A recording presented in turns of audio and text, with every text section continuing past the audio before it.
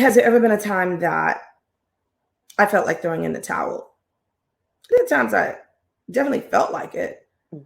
I would not be honest if I told you that there were times that I did not think about it. There are times I'm like, what did I do? Why did I do this? Um, but there was never a time that I thought that I was going to give up, Okay. because my faith is strong. My faith is Mhm. rooted in my community. And I always say, Melby, this is what my grandmother used to call me, did not bring you this far to leave you. So I always hear my grandmother in my head telling me that. And in terms of faith, I've never in my life known or met anyone who had more faith than she did. As a matter of fact, you couldn't tell me that my grandmother did not have a red line, like a red phone, like a bat phone, Mhm. that went straight Set up it to up. I would call my grandma, Love it. Grandma, I need you to pray. I need you to pray. And she's like, consider it done. Okay. Um, so have there been times, yes, that I felt or I didn't know how I was going to get through it? Mhm. Has there ever been a time that I knew I was going to throw in the towel? Absolutely not. Wow. So speaking of challenges, the pandemic, take us back a little bit to March of 2020. I remember it like it was yesterday, Cherie. Um, I was on Mayor Bill de Blasio was our mayor at the time here in New York. Mhm. And I heard that the city was going to shut down. However, we're New Yorkers. It's Mhm. nice. They had the name New York twice, right? Didn't want to believe it. Did not believe the city that never sleeps Mhm. was going to shut down. The day was March 15th when I got the call. Mhm. And I was devastated. I was Mm. devastated, not so much for me, but for my restaurant family, for the 39 employees whose lives and whose livelihoods and whose families depended on the paycheck that they received Right. from Melba's. Mhm. And what was really difficult was I couldn't say to them, Cherie, that it's going to be a month, it's Right. going to be 2 weeks, it's Right. going to be 6 months.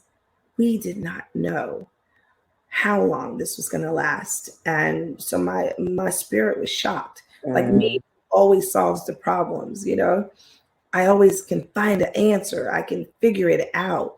This one, Mm. I couldn't. Mm. Wow. Wow. And so tell me a little bit about how was that? Because everyone was just figuring out as they went day by day, right? We've heard stories from Chris Williams at Lucille's, and I mean, just all around the country of what they just jumped into action because it was, your employees need you, you've got staff, you've got customers, you've got community. So, what were some of the things that you just sort of let's go and what did you do, sort of just to sort of navigate through that and try to figure it out as you went? Well, I'm also the first female president of the New York City Hospitality Alliance, Okay. which is one of the biggest hospitality alliances in the city. Mhm. And we represent restaurants throughout the 5 boroughs. Okay. And I became the president in 2019. So this hit in 2020. Hmm. So besides dealing with family, community, there's also a ton of restaurants that needed our support as an alliance for information and for resources. Nice. So what we did at Melba's was I got my whole team together and said, what do you guys want to do? What do you think is best? Because it's not, even though I'm the only owner, I have no investors, no partners at Melba's, um, we're still a team, we're still family. And I wanted to know what they wanted to do. Mhm. So collectively, we came up with changing our hours, Okay. which were previously from 5 to 11, Okay. changing them to 12 to 12 because we could only do takeout at the time. So we figured that if we changed our hours, that it would allow more people to have an income. So instead of cutting, 39 people, cutting everybody, we would at least be able to have a third of them Okay. working at any given time. And that's what we did. We did takeout. And then June 22nd, the mayor came out with outdoor dining, which Okay. was a huge help, a Awesome. huge help. So David Rockwell, the famous designer, started a program called Dine Out New York. Okay. And what he did was he, for free, he got an amazing hedge fund owner to donate money. MasterCard, different organizations came in and donated and built outdoor spaces for hundreds of restaurants in this city that had not had outdoor spaces, with Melba's being the first space. But that was 82 seats outdoors. So that really gave us an injection that we needed to bring back some of our employees, actually most of them, because indoors it's 109 seats. So now we had 82. So we're almost at the same capacity. Right. And one of the other things we did was, the QR codes. There were so many different things that we didn't know about. Girl, the QR codes, I am now. You see, 2 years later, I'm still not good at this. Technology. Girl, it's not going anywhere. But it just taught us to be more proactive. Right. It also showed us that we're not big restaurants. We're not small restaurants. We are one industry. So I think it united us as an industry, but it also told us the importance of people and kindness. Right. When people couldn't go to the theater, they couldn't go to the movies, they couldn't go bowling, they couldn't do anything. What you could do was sit down together and express yourself. Talk about how you felt. Talk about how you were feeling.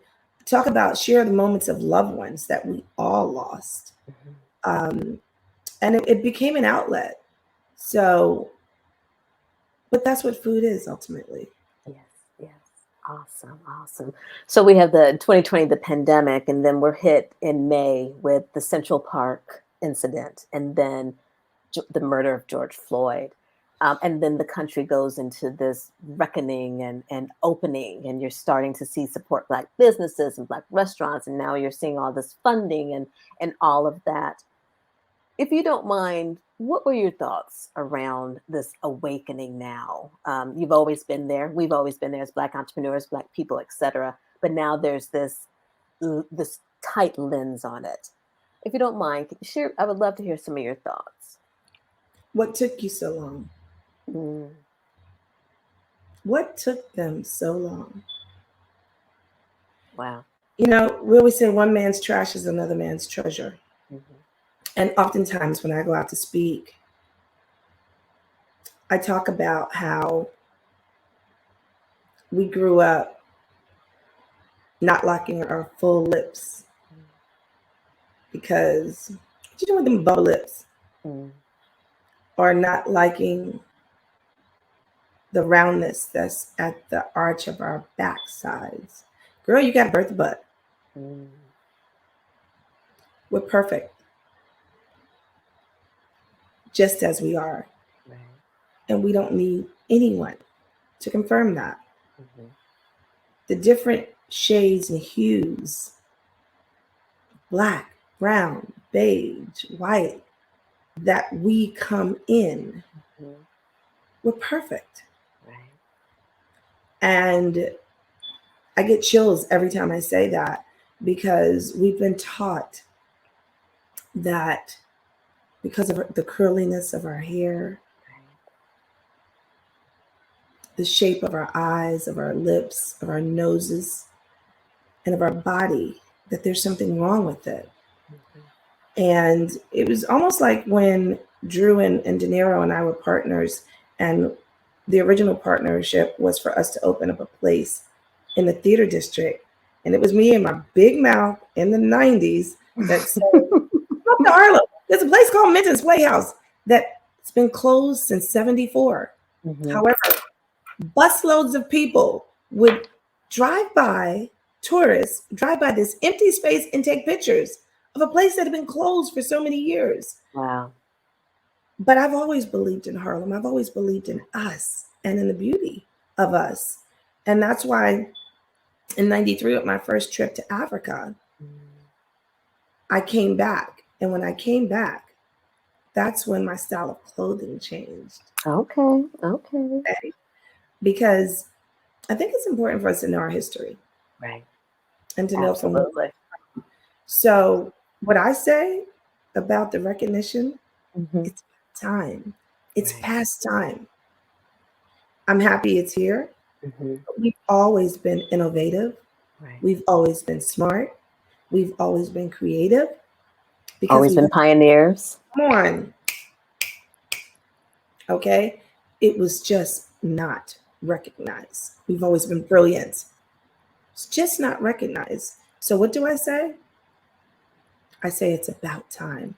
Actually, it's past time. Absolutely. Thank Absolutely. you for getting the memo. Okay. Exactly. Exactly. So are you seeing any industry changes that prior to this that you were fighting for, wishing for, advocating for, and now you're seeing those or you're seeing some remnants of them? Well, I mean, let's look at the Great Soul Food Cook-Off. Yes. Like, Okay. you would have never seen a show like that on television before. We're in high demand, and we have to make sure that we stay relevant. Right. We have to be the narrators of our own stories. We have to be the Absolutely. curators of our own story. And that's one of the reasons, Cherie, I applaud you seriously Thank for you. what you are doing. Um, we don't need anybody else to tell it. We need to tell our stories. Absolutely. But we also need to recognize the importance of that. And that's why Byron Allen, I'm like, with the griot and Yeah. my cousin April Ryan and Joy Reid and Yeah. Tiffany Cross and so many others. I mean, I can go on and on and on. But the media is the power because the media is what gets the message and gets the word out. And that's why you have so many people that are not doing the right thing, Right. are so interested in controlling the media because they understand the power Absolutely. of the media. It's like the drums, right? The power of the drums was what? To send a message, to send word from one village to the next Wow. of what was going on. So that was the media back then. Mhm. But the media now, of course, is social media, it's computers, it's all of these vehicles. But there's so much. There's television. Still, even though my 22-year-old has never watches television, power to be able to spread the word and spread messages is what's important. Awesome.